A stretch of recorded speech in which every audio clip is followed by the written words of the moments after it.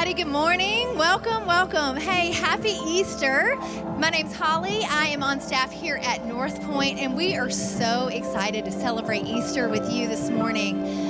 In the East Auditorium, we already have a really packed house, and I just peeked over in the West, and it's getting pretty full in there too. So if you're still out in the hallways and you're grabbing that lemonade or you're taking a picture at one of the photo booths, you may want to wrap up and start moving towards the West Auditorium and grab your seat, because we're going to get started in about 5 minutes.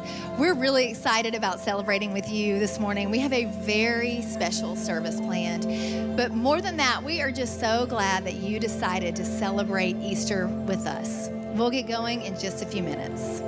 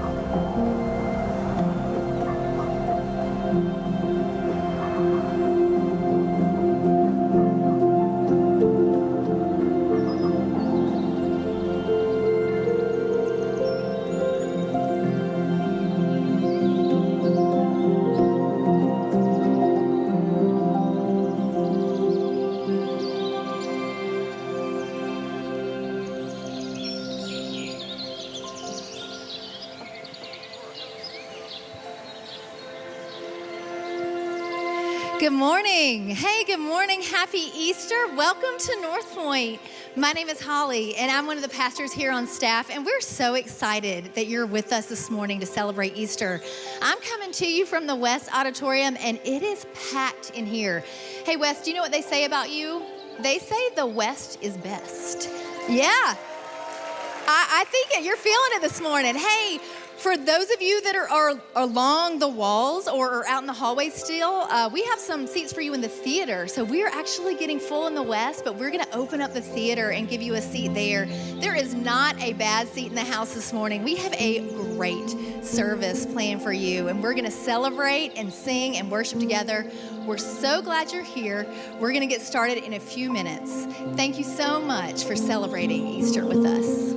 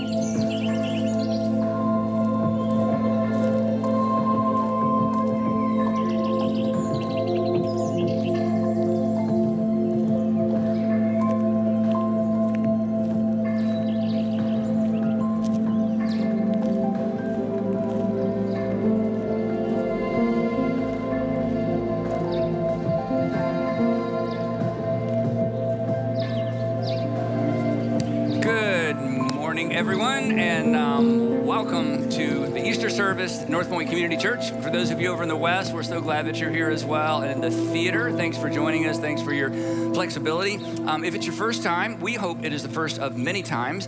And just so you know, it's not generally this crowded, so that's good news. And we've gotten really good at making a big church feel like your church. So if you're looking for a church home, or you've been out of church for a while and Easter's gotten you back and you're thinking, I need to get back in that habit, we would love to meet you.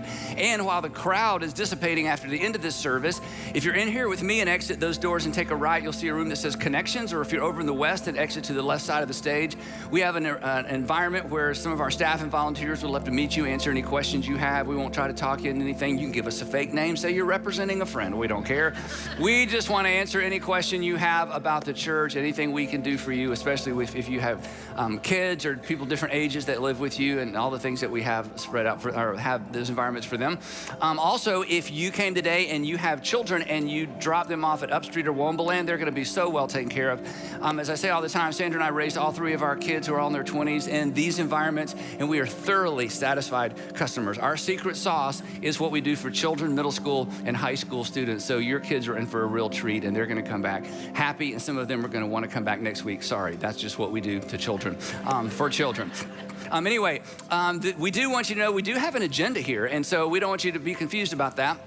And our agenda is really our mission, which is to inspire people to follow Jesus, because we're absolutely convinced that following Jesus, not just believing, but following Jesus will make your life better and will make you better at life. And if that seems a little bit arrogant for me to say, because I don't know you and I don't know your situation or your circumstances, I understand it. But I just want you to know up front, that's what we're all about. That's what we believe. And we hope today is another step in that direction for you, or a first step, or at least would cause you to consider maybe taking that first step. There's not going to be a pressure at the end to do anything. We just want you to know what we're about, and we are so thrilled that you're here. Again, if you have any questions, our guest services folks can answer those questions for you. Also, during the service, during the singing, you're going to see some musicians on the screen and some singers on the screen who aren't in this room, because we have part of our band over in the West Auditorium, so they will be joining us, so you're not confused about that. We're going to get started in about 30 seconds. Once again, thank you for spending Easter with us.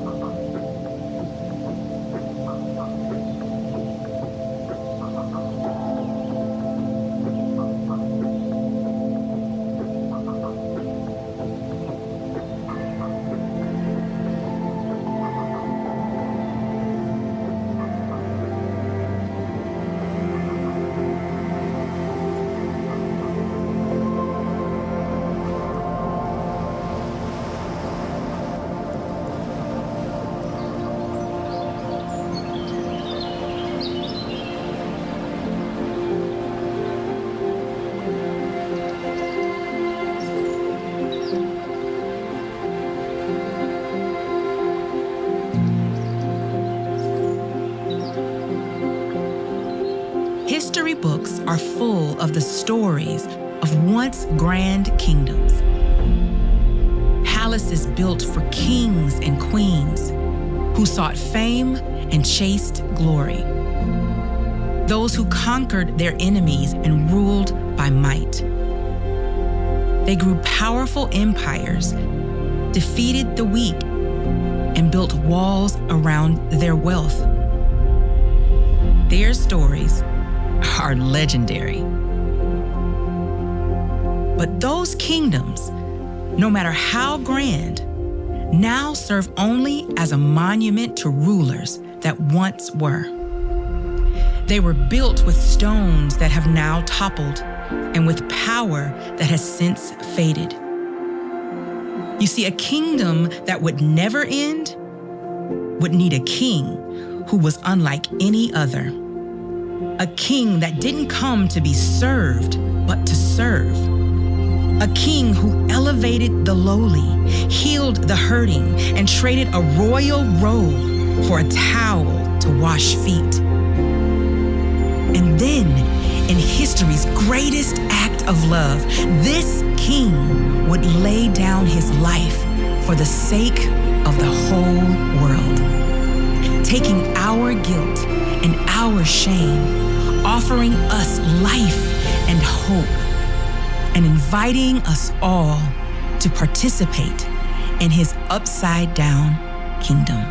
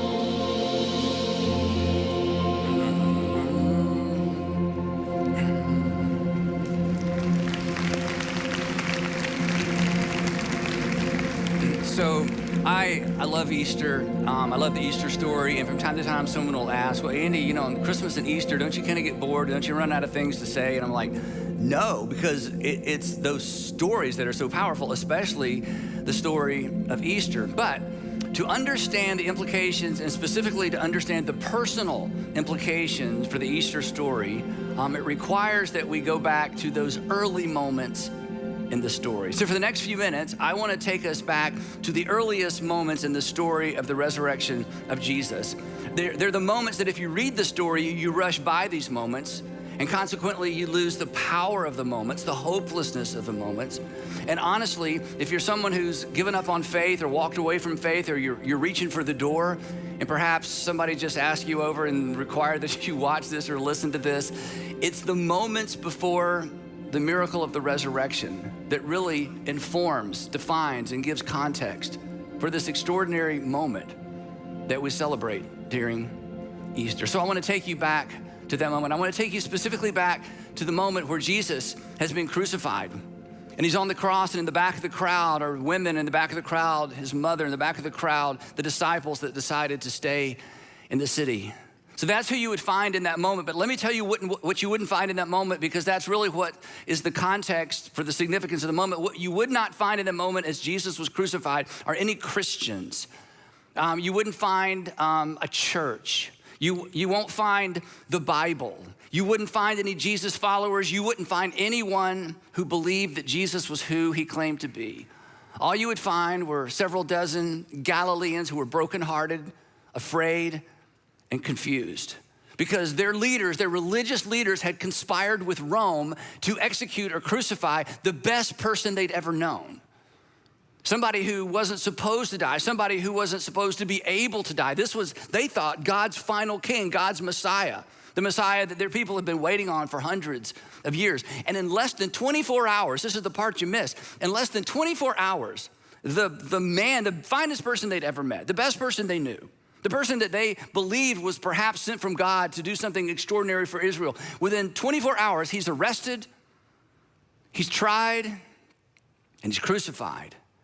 And one of the reasons this was such a shock was they imagined, they were convinced they were on the verge of winning.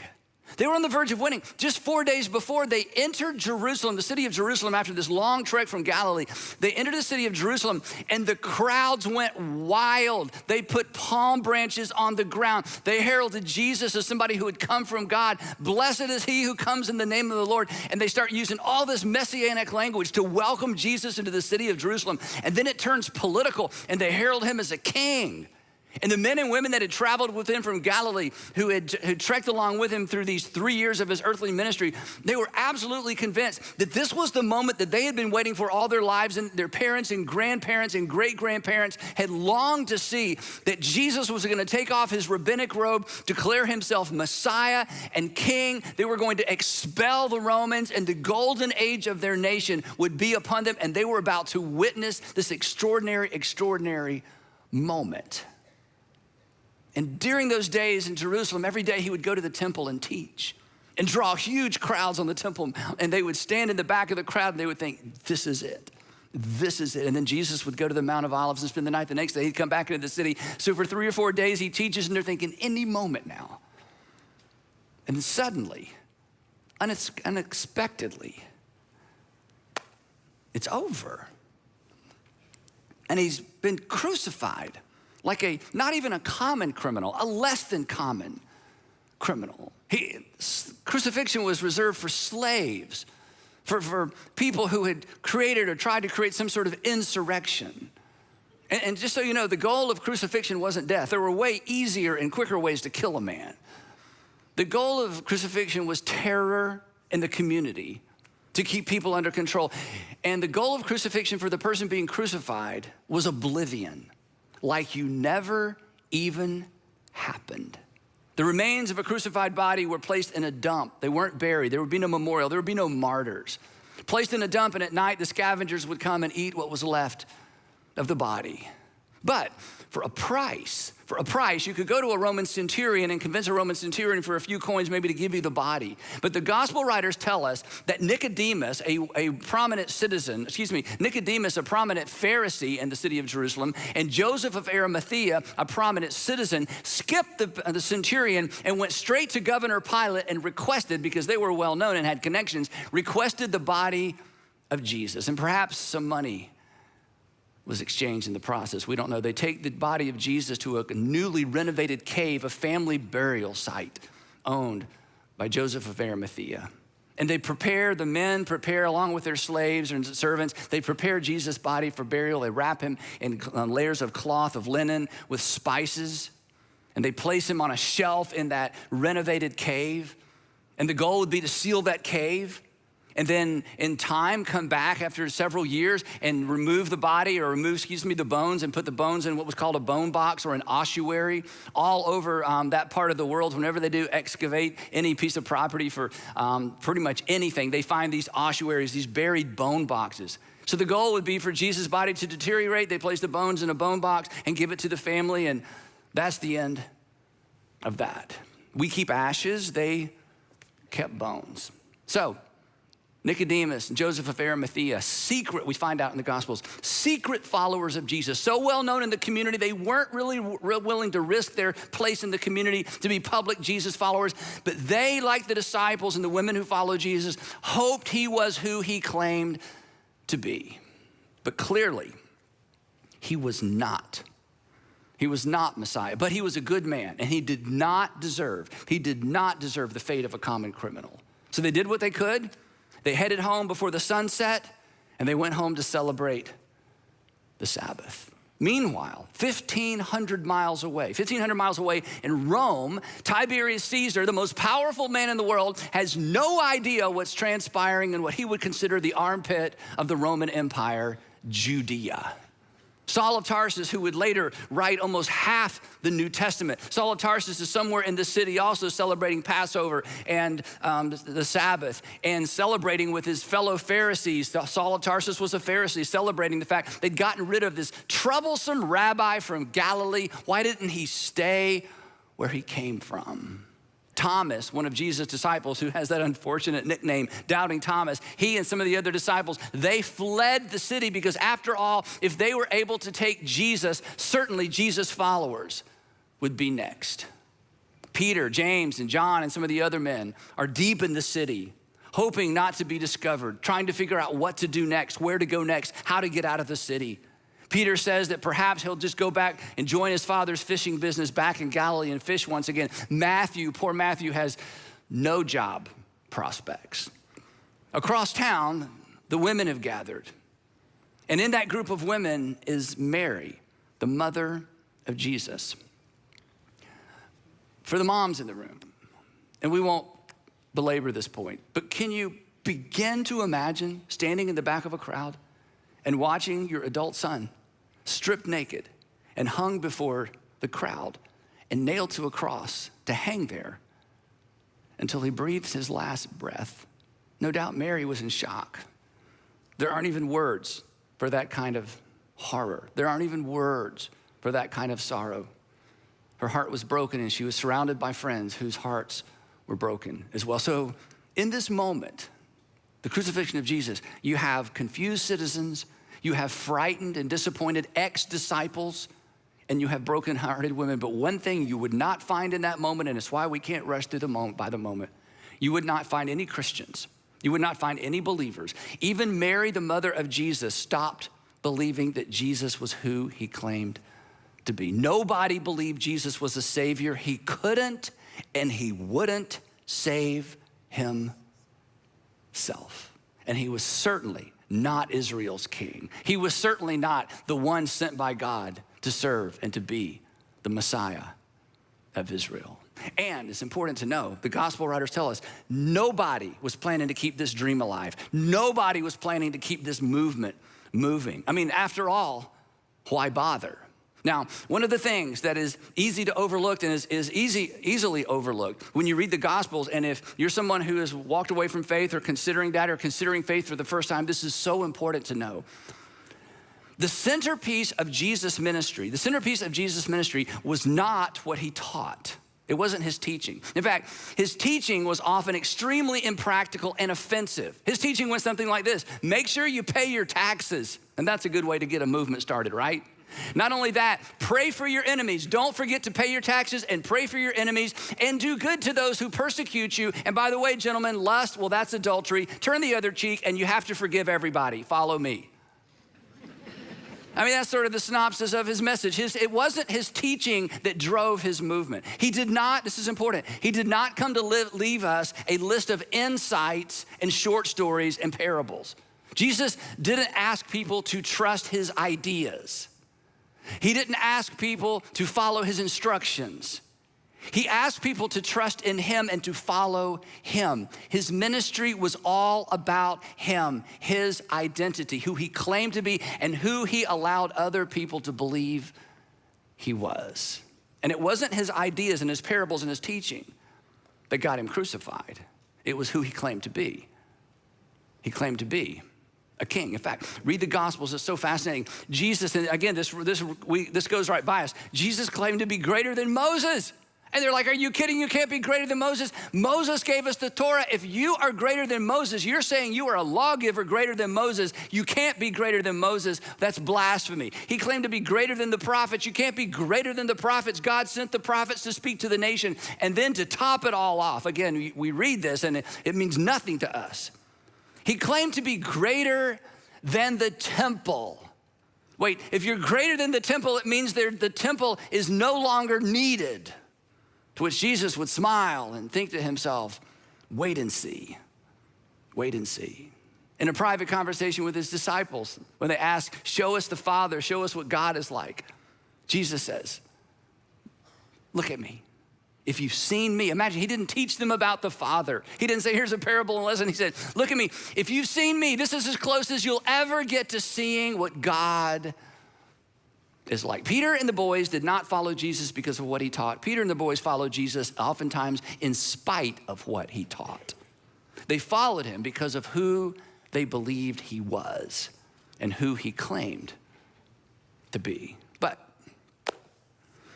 they were wrong because the Holy One of God, the Messiah, can't die, can't be killed by a foreign power. If he's killed by a foreign power, that just means he's under the curse of God. He certainly didn't come from God. So when he died, his movement died right along with him. And again, Peter's gonna go fishing, and everybody else is just gonna try to figure out how to get out of the city without being arrested. The other thing it's important to know, Jesus was not a reformer. This gets thrown around all the time. Jesus wasn't a reformer. He didn't come to reform or improve something. He came to establish something brand new. He stood out in that hot Syrian sun with his disciples one afternoon, and he said, I'm going to build my assembly. I'm going to build my congregation. I'm going to begin something brand new. And gentlemen, when you die, it will survive you. And when I die, it will survive me, because nothing's going to stop what I'm about to begin, which was so dangerous because the temple didn't want anything new, and Rome certainly didn't want anything new. And they knew that, but Jesus predicted. He did not come to make something better. He came to begin something brand new. Politicians and activists are always trying to co-opt Jesus. Read the Gospels. He did not leave that option open to us. And his first century followers understood that. So when he breathed his last breath, his ecclesia, his movement, breathed its last breath as well. It wasn't about what he taught. It was about who he claimed to be. And clearly, he was not who he claimed to be.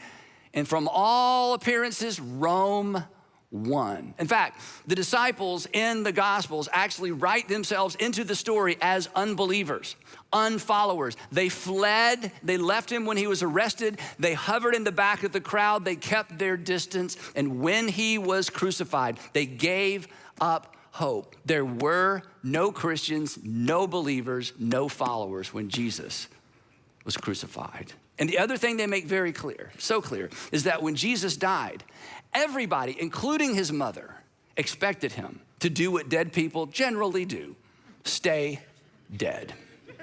So Nicodemus and Joseph of Arimathea prepare his body to stay dead.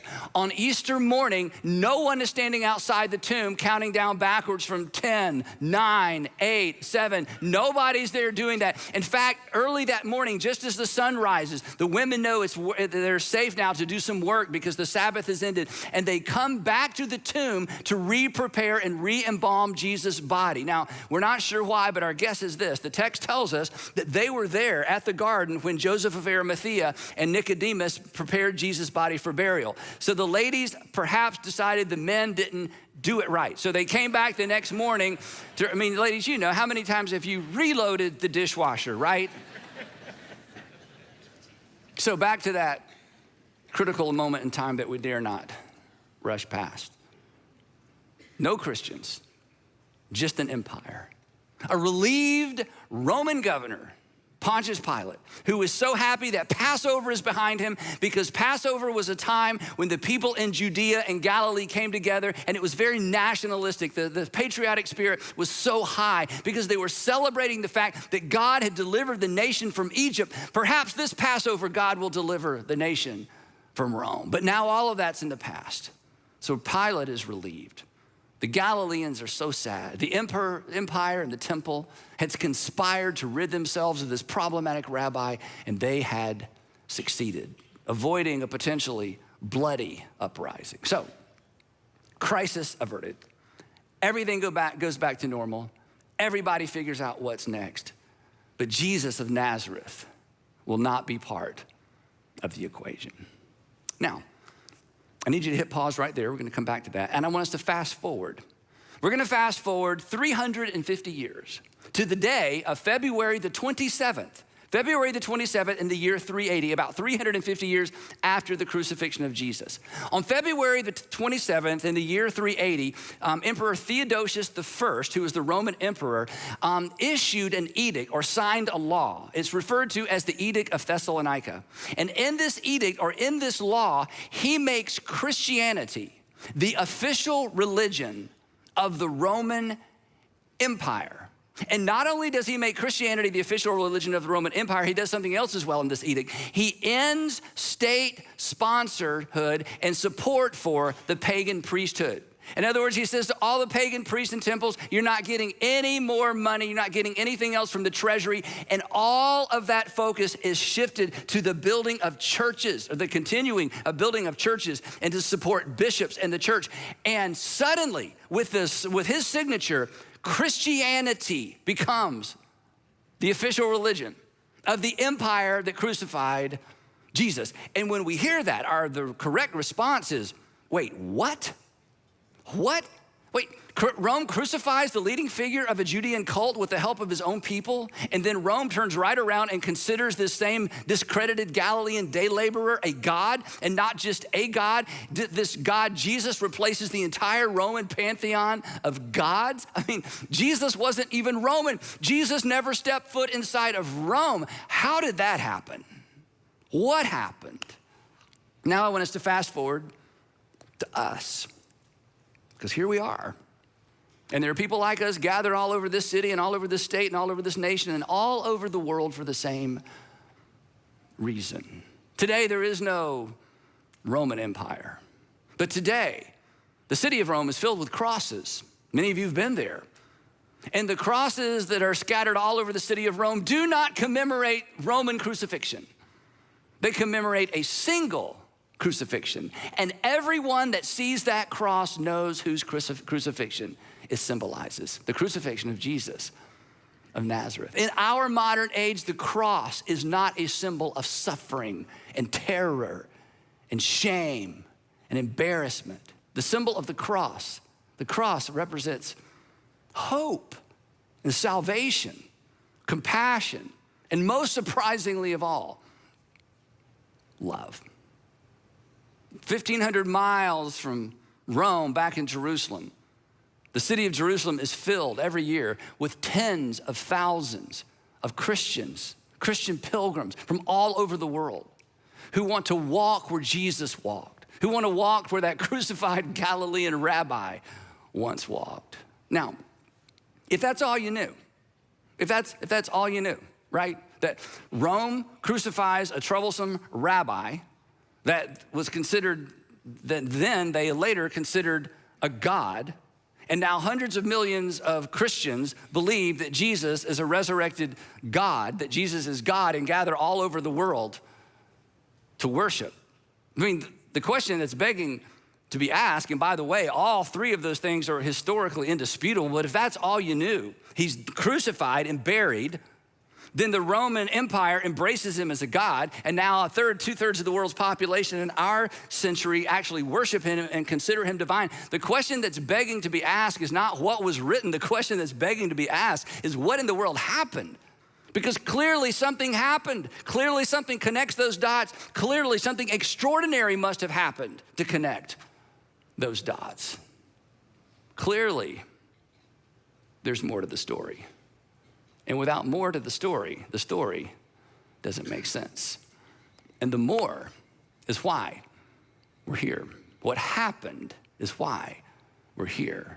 In Matthew, and Peter, and Luke, and John, and James, the brother of Jesus, and the apostle Paul, Saul of Tarsus, who was a Pharisee, who hated Christians, who hated the church and decided to put it out of business. All of them come together in the first century, a few years after these events, and they tell us exactly what happened. They explain one of history's greatest mysteries.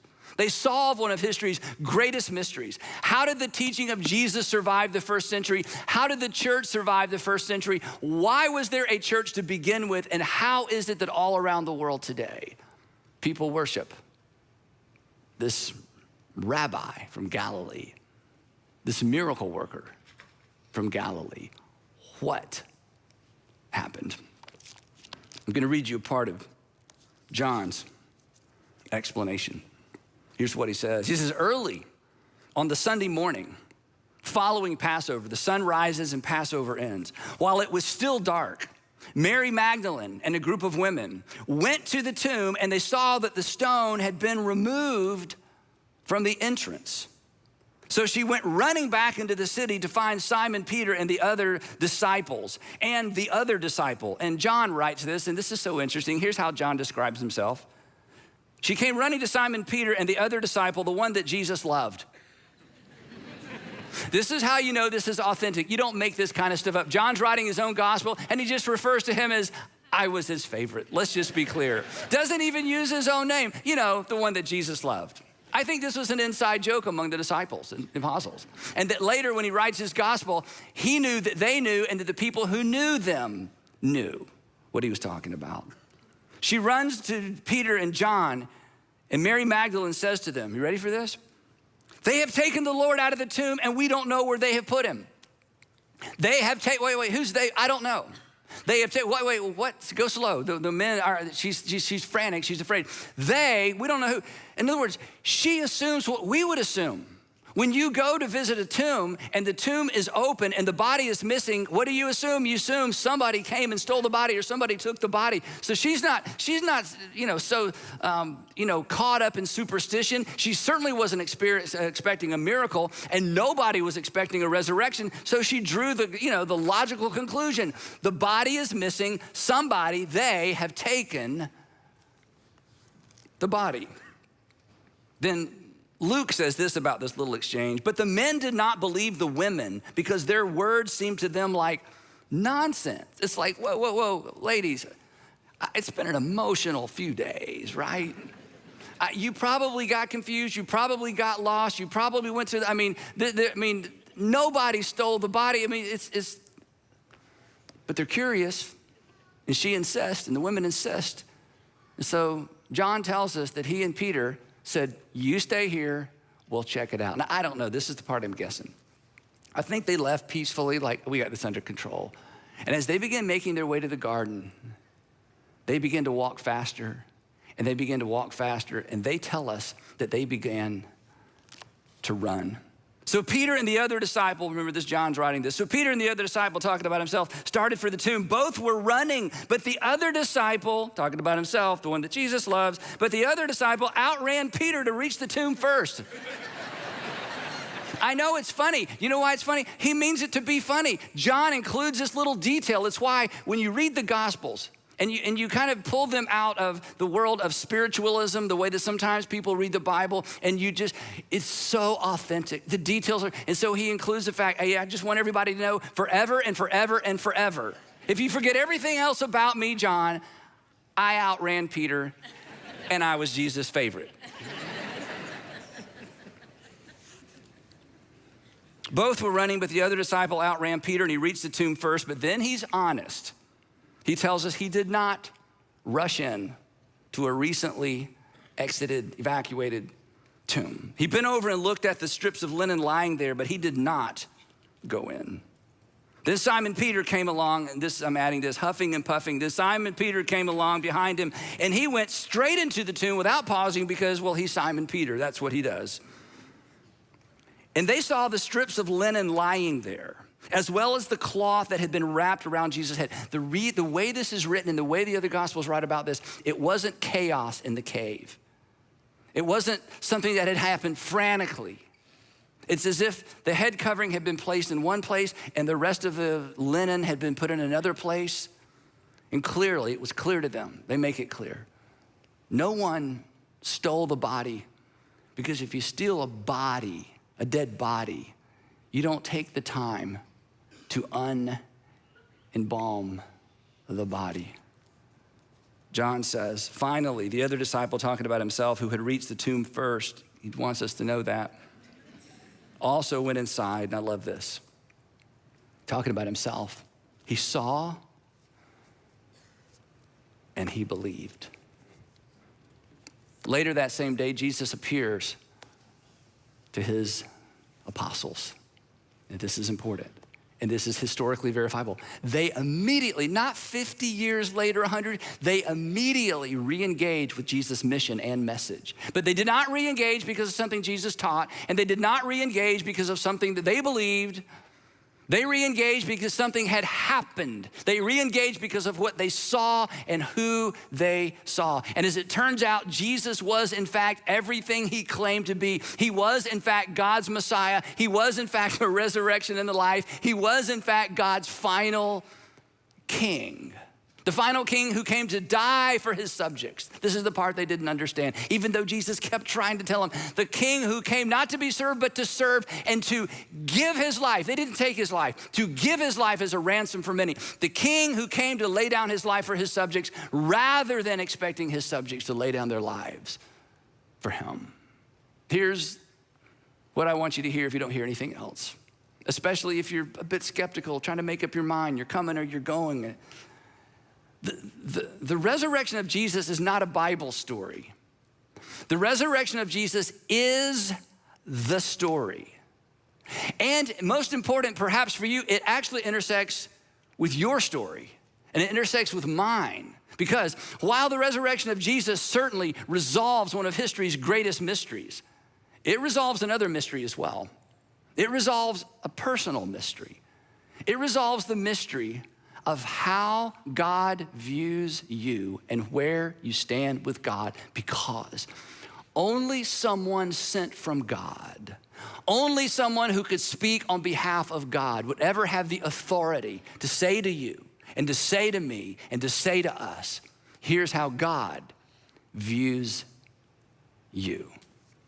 John, who let us know he beat Peter to the tomb, but didn't rush in. John, who says Jesus liked me the best. John, who was spent all those 3 years with Jesus, heard every story, heard every teaching, saw just about every miracle. John, as an older man, gives us his account of the life of Jesus. And in that account, he pauses in a conversation between Jesus and this same Nicodemus. Nicodemus came to see Jesus at night. Some say because he was busy during the day. Some say because he was a secret disciple, which we know he was. And John was there for that conversation between Jesus and Nicodemus. Nicodemus, who would eventually, whose heart would be broken and would be part of burying Jesus. And in that conversation, John interrupts the conversation and he writes something in his gospel that has been repeated countless times by people in countless languages all over the world. It's the most famous verse in the Bible, but John brings it to us. He says, this is the best way to sum this whole thing up.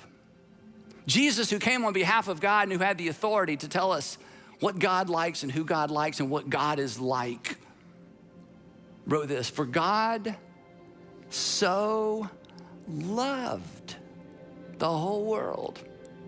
For God so loved you, and God so loved me. For God so loved the world that he did what people who love people do, that he gave his one and only son. And John writes this, he's like, when this was happening, I didn't understand it, but looking back after the crucifixion and the resurrection, now I get it. That they didn't take Jesus' life, he gave his life away as he promised he would. He gave his life as a gift. For God so loved the world that he gave his one and only son, that whoever puts their faith in him, their trust in him, places their weight on him, puts their confidence in him, would not be lost to God, but would have eternal life. And then John says something else extraordinary. This is the part we don't talk about. Nobody memorized this part. Nobody quotes this part, but it is equally as important. And in spite of what you've heard, and in spite of how Christians have treated you, and in spite of how the church treated you, John, who was there, says, let me be real clear. He says, for God did not send his son into the world to condemn the world.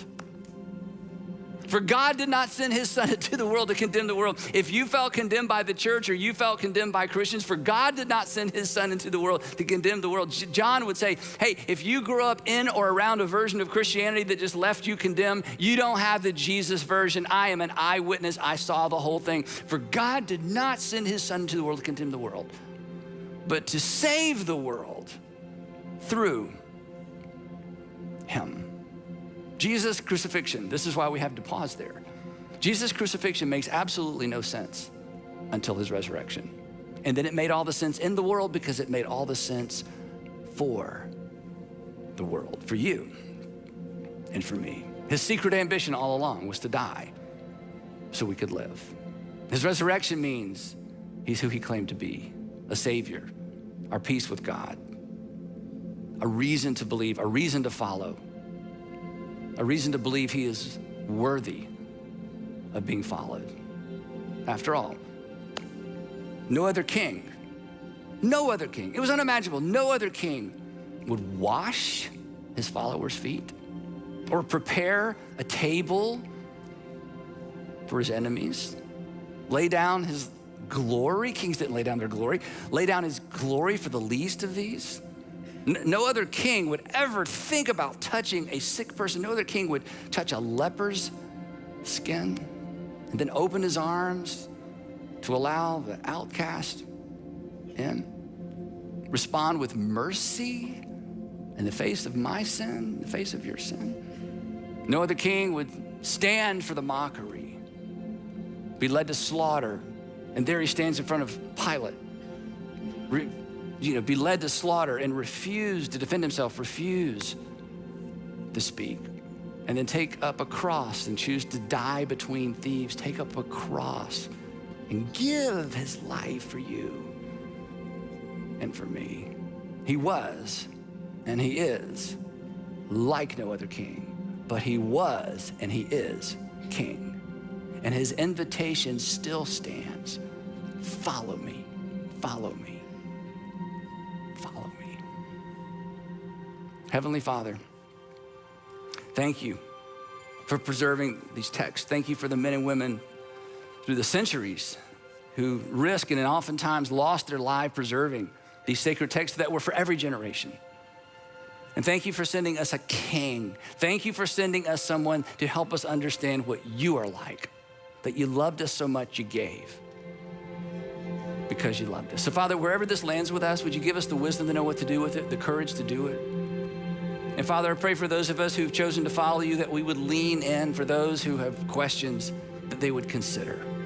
But at the end of the day, that we would follow the King who came to give his life as a ransom for each one of us. In Jesus' name, amen.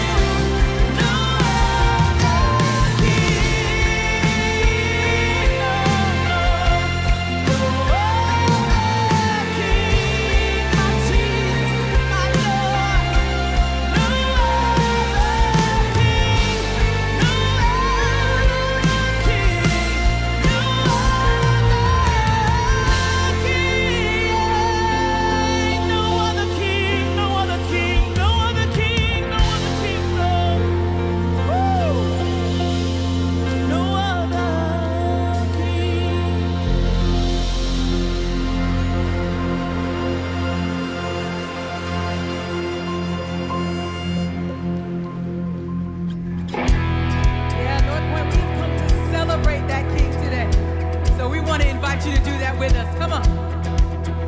I was buried beneath my shame. Who could carry that kind of weight? It was my tomb till I met you. I was breathing but not alive. All my failures I tried to hide. It was my tomb till I made it. You called my name and I ran out of that grave, out of the darkness into your glorious day. You called my name and I ran out of that grave, out of the darkness into your glorious day.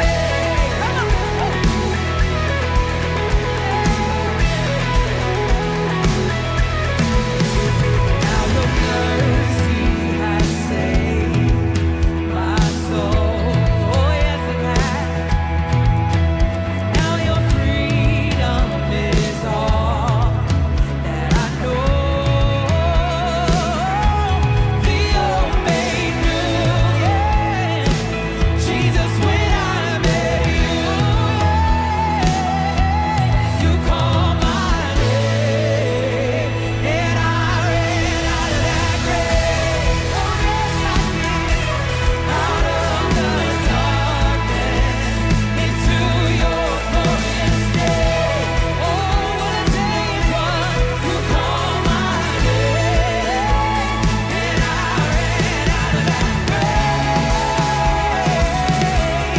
out of the darkness into your glorious day.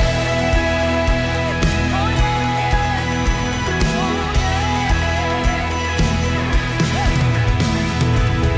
Now this is the part of the song that really connects to me because I find myself right where these lyrics are. So I want you to pay attention and see if this is you too. I needed rescue, my sin was heavy, but chains break at the weight of your glory. I needed shelter, I was an orphan, but you called me a citizen of heaven. When I was broken, you were my healing. Now your love is the air that I'm breathing. I have a future, my eyes are open, 'cause when you call my name, I ran out of that grave, yeah. Out of the darkness into your glorious day. Oh, what a day it was. You called my name and I ran out of that grave, out of the darkness into your glorious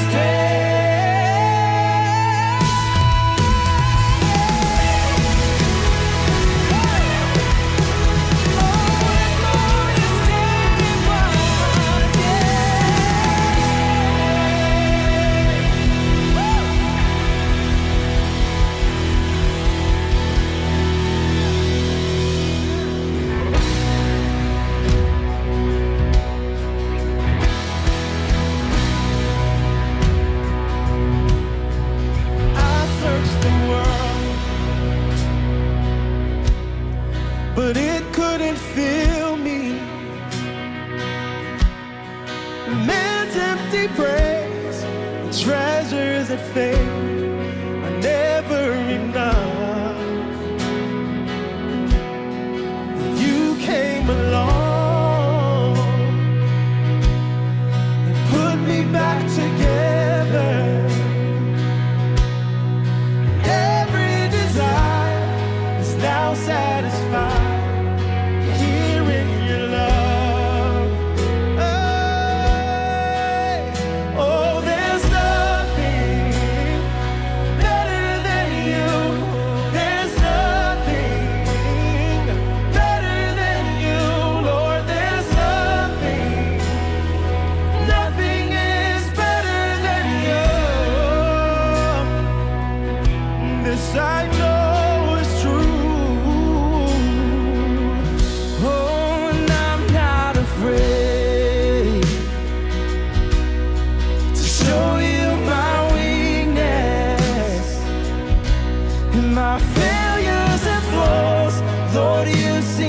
them all, and you still call me friend.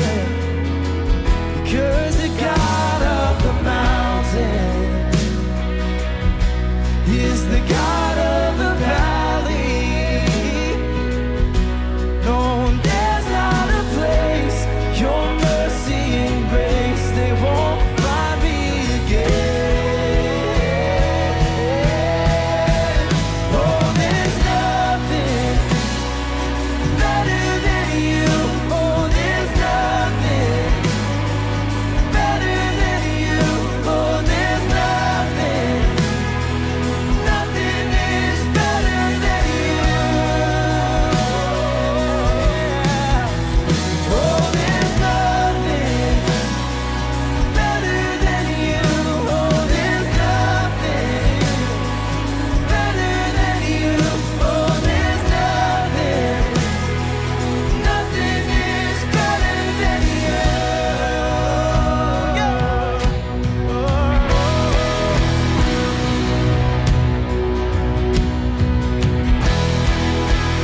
You turn mourning to dancing. You give beauty for ashes. You turn shame into glory. You're the only one who can. You turn mourning to dancing. You give beauty for ashes. You turn shame into glory. You're the only one who can. You turn graves into gardens. You turn bones into armies. You turn seas into highways. You're the only one who can. You're the only one who can. Oh, there's nothing better than you. There's nothing better than you. Oh, there's nothing is better than you. There's nothing better than you. Oh, there's nothing better than you. Oh, there's nothing is better than you. Yeah.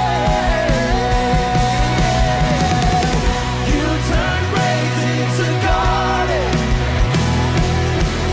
You turn bones into armies. You turn seas into highways. You're the only one who can. You turn graves into gardens. Yes, you do. You turn bones into armies. You turn seas into highways. You're the only one who can. You're the only one who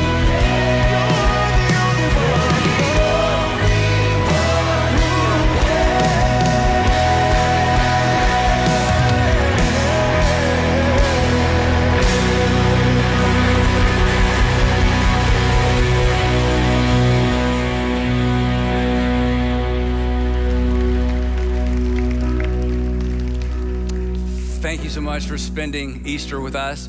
It's gonna take you a little while to get out today. So just remember, one of the fruit of the Spirit is patience and kindness and gentleness. And as you get frustrated, if you get frustrated, just think, wow, all those people came to worship. Imagine if more people in our community were like you. So have a great rest of your day. See you next Sunday. Next Sunday, Joel Thomas begins a new 3-part series on the topic of heaven. It's gonna be fantastic. Love to see you then, or join us online. Take care.